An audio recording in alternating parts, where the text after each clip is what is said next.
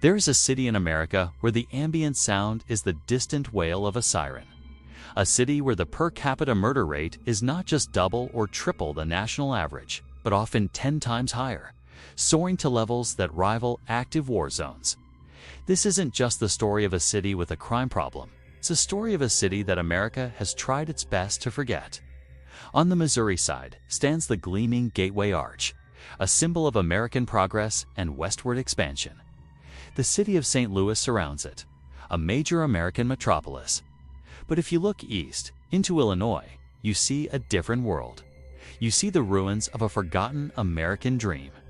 A city where the reasons why no one talks are even more terrifying than the violence itself. The city was left with a legacy of industrial pollution, crumbling infrastructure, and a population that was overwhelmingly poor and African American, trapped by economic and racial barriers.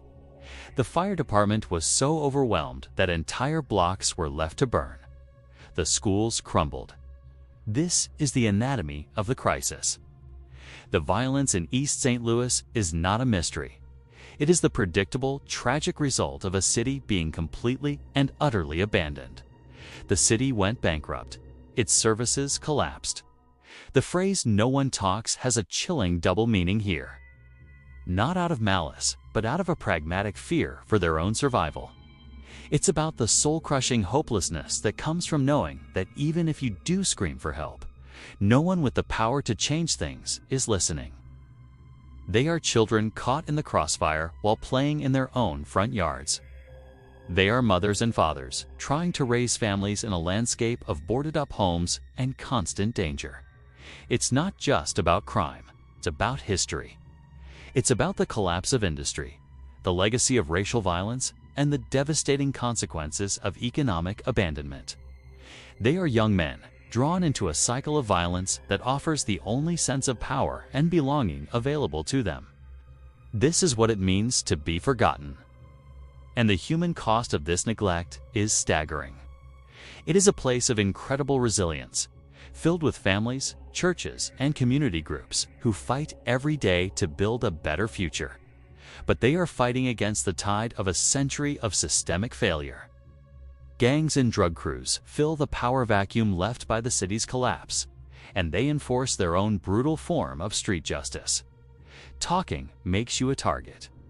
The first meaning is the one we see on the streets: the code of silence. East St. Louis has been ignored by the nation for so long that its crisis has become normalized. It is the silence of a witness who knows the police cannot protect them, and the silence of a citizen who knows the world has stopped listening. The story of East St. Louis is a chilling reminder that the most violent places in a nation are often not the ones that are the loudest, but the ones that have been rendered silent. For decades, community leaders, activists, and ordinary citizens have pleaded for help, for investment, for state and federal intervention. But their voices have been largely ignored. The city has become a quarantine zone, a place that America has walled off, both literally and figuratively.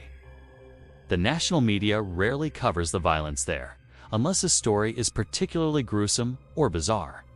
It is a footnote in the national conversation about crime.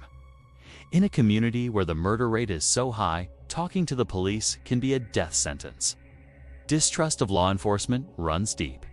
It is, statistically, one of the most dangerous places in the developed world. And yet, you rarely hear its name on the national news. It is a place of profound violence that is met with a profound silence. This is the story of East St. Louis, Illinois. To understand East St. Louis, you must first look across the Mississippi River. It was a city of stockyards and factories. It's a vital center for meatpacking and manufacturing. But this prosperity was built on a foundation of brutal racial tension. In 1917, the city was the site of one of the deadliest race massacres in American history, as white mobs attacked black neighborhoods. East St. Louis is not a suburb. It is its own city, with its own history. In the mid-20th century, the engines of prosperity began to shut down. The factories closed, the stockyards fell silent, and the jobs vanished. What followed was a catastrophic wave of white flight, where the majority of the white population, along with their businesses and tax dollars, fled to the surrounding suburbs. A history that explains how it became an island of violence and neglect, sitting in the shadow of its more prosperous neighbor. The story of its decline is the story of how a city can be systematically unmade, stripped of its wealth, its industry, and its hope, leaving a vacuum that is inevitably filled by desperation and violence. In the early 20th century, East St. Louis was a booming industrial hub. This event set a precedent of violence and segregation that would haunt the city for a century. East St. Louis was left hollowed out. Its tax base evaporated. The police force became an underfunded, understaffed, and often corrupt entity, unable to cope with the rising tide of crime. And this brings us to the silence. Residents feel, often with good reason, that the police are either unable or unwilling to protect them. So when a crime happens, witnesses stay quiet.